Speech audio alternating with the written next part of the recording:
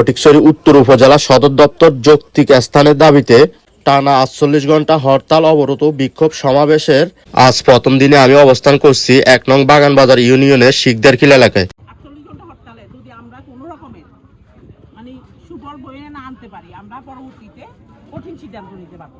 যার কারণ আমরা ৭১ যুদ্ধের পরে বারবার আমরা লাঞ্ছিত এবং বারবার আমরা এটা নিয়ে রাস্তায় অবরোধ, হরতাল অবরোধ এবং মামলা মোকদ্দমা অনেক কিছু আমরা বয়ে বেড়াইতেছি।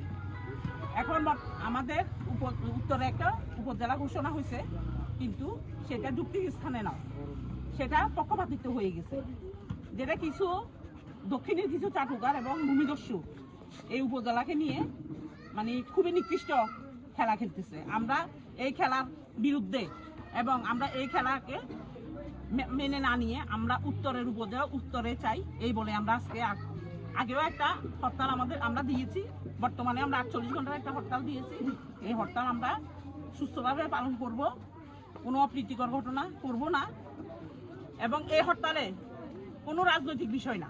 এই হরতাল আমরা একদম তৃণমূল থেকে সকল মা বোন বা ভাইয়েরা সবাই, কৃষক শ্রমিক সবাই একসাথে আজকে আমরা রাস্তায় নেমেছি। এই হরতাল আমাদের চলবে এবং যতক্ষণ না আমরা এই উত্তরের উপজেলা উত্তরে না পাই, এ পর্যন্ত আমাদের এই দাবি থাকবে এবং প্রয়োজনে আমরা আরো কঠিন থেকে কঠিনতম সিদ্ধান্তে